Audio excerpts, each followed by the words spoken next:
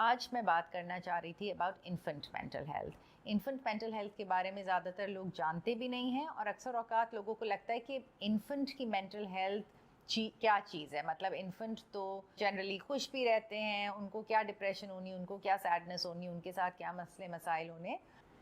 Hello and अस्सलाम वालेकुम। I hope आप लोग सब खैरियत से होंगे। वी आर हियर विद बस 5 मिनट और ये हमारा 65th एपिसोड है। बहुत ज़्यादा टाइम से हम आपके साथ बातचीत वगैरह कर रहे हैं and we bringing to you topics जो आप भी हमें बताते हैं कि मेंटल हेल्थ रिलेटेड किस तरह के टॉपिक्स आप सुनना चाह रहे हैं। पिछले कुछ हफ्तों से हमने बात की थी अबाउट माँ की मेंटल हेल्थ के बारे में। प्रेगनेंसी के दौरान, बच्चे के पैदा होने के बाद माँ की मेंटल हेल्थ या पेरेंट्स की मेंटल हेल्थ कितनी ज़्यादा ज़रूरी है। हमने ये भी बात की थी कि क्या पेरेंट्स कब फील करें कि अब हम रेडी हैं to have a child, to bring a child into this world. आज मैं बात करना चाह रही थी about infant mental health. Infant mental health के बारे में ज़्यादातर लोग जानते भी नहीं हैं और अक्सर औकात लोगों को लगता है कि इन्फेंट की मेंटल हेल्थ क्या चीज़ है। मतलब इन्फेंट तो जनरली खुश भी रहते हैं, उनको क्या डिप्रेशन होनी, उनको क्या सैडनेस होनी, उनके साथ क्या मसले मसाइल होने। इन्फेंसी जो वर्ड है या इन्फेंट जो है वो बच्चे की उम्र 0 से लेके 3 साल की उम्र के बच्चे को हम इन्फेंट कहते हैं। और जो एक मेंटल हेल्थ, आपकी जो ब्रेन की, एक जो दिमाग की एक जिसको हेल्थ है, मैं इलनेस की बात नहीं कर रही, मैं बीमारी की बात नहीं कर रही, वो उस वक्त से डेवलप होना शुरू हो जाती है जब बच्चा जो है वो माँ के पेट में फॉर्म होना शुरू होता है। तो ऑब्वियसली फिर जब वो दुनिया में आता है, पैदा होता है, तो जिस किस्म की उसकी रिलेशनशिप होती है, जिस किस्म की उसकी इंटरेक्शन होती है एनवायरनमेंट के साथ, तो वो उसकी सोशल और इमोशनल माइलस्टोन्स को बहुत ज़्यादा अफेक्ट कर रहा होता है। जब हम इन्फेंट मेंटल हेल्थ की बात करते हैं तो हम 3 स्पेसिफिक चीज़ों की बात करते हैं कि बच्चा जो है वो 0 to 3 इयर्स में या पहले 3 साल में ये सीख रहा है कि उसको रिलेशनशिप्स कैसे बनाने हैं, कैसे how to develop relationships with other people. बच्चा देख रहा है, समझ रहा है कि अपने इमोशंस को कैसे एक्सपीरियंस करना है और अपने इमोशंस को कैसे रेगुलेट करना है। और फिर बच्चा ये भी समझ रहा है कि सिक्योरिटी और ट्रस्ट किस तरह डेवलप करना है ताकि वो आगे जो है वो एक्सप्लोर करे और उस एक्सप्लोरेशन में उसके माइलस्टोन्स भी उसी हिसाब से डेवलप होते हैं।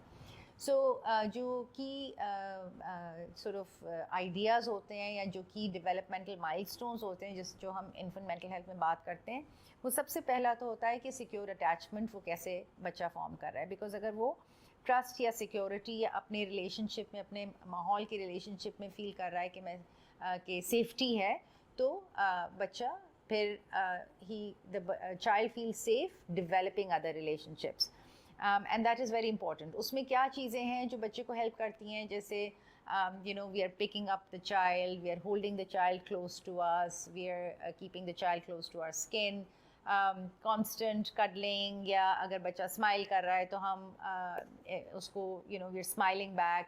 अगर बच्चा अपसेट हो रहा है, रो रहा है, तो उसको we are available to take care of a child's needs at that time. तो उससे बच्चे की सिक्योरिटी और ट्रस्ट डेवलप होता है।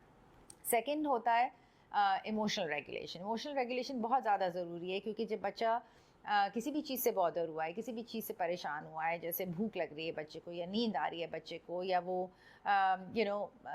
डायपर उसका क्लीन नहीं है एंड वो चीज़ उसको डिस्टर्ब कर रही है, या किसी तरीके से ऐसे उसने कपड़े पहने हुए हैं जिसमें उसको गर्मी ज़्यादा लग रही है या सर्दी ज़्यादा लग रही है, तो बच्चा विल क्राई, बच्चा विल फिजिट, बच्चा विल गेट इरिटेटेड।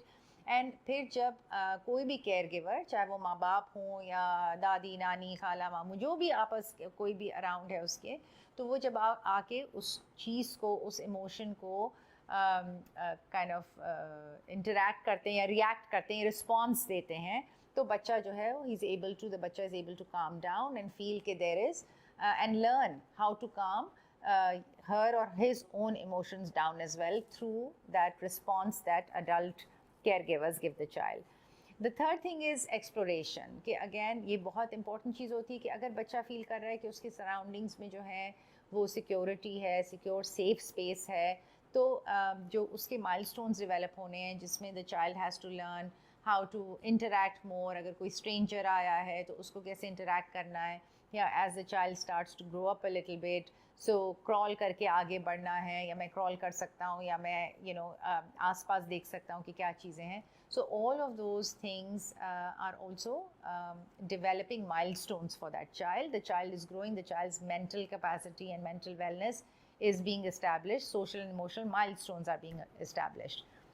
दो क्विक चीज़ें जो कि इन्फेंट मेंटल हेल्थ में बहुत की कंपोनेंट्स होते हैं. एक तो होता है कि केयर गिवर का मेंटल हेल्थ या मेंटल वेलनेस बहुत ज़्यादा ज़रूरी है. अगर जो केयर गिवर है वो कंसिस्टेंटली बस बच्चे के पास मौजूद नहीं है, या बच्चे को कंसिस्टेंटली एक रिस्पॉन्स नहीं मिल रहा है, कि अगर माँ या बाप बहुत ज़्यादा डिप्रेस्ड है और बच्चा रोता है, तो कभी अगर उनके पास हिम्मत होती है तो वो बच्चे के पास चले जाते हैं, बच्चे को उठा लेते हैं, जब नहीं हिम्मत होती तो नहीं कर पाते. तो वो इनकन्सिस्टेंसी बच्चे के लिए अच्छी नहीं होती है और अनप्रिडिक्टेबिलिटी अच्छी नहीं होती. तो the child does not learn कि अगर मैं कभी डिस्ट्रेस में हूँगा या होंगी तो कोई मेरे पास आएगा. तो केयर गिवर की मेंटल हेल्थ बहुत ज़्यादा इस चीज़ में इम्पॉर्टेंट होती है. और दूसरा एक फ़िज़िकल सेफ्टी जो बच्चे के लिए अगेन एक्सट्रीम इम्पॉर्टेंट होती है for the child to develop their social and emotional milestones. We are going to stop here. आपके हमने शायद आई थिंक 30 या 40 सेकेंड्स एक्स्ट्रा लिए इस दफ़ा.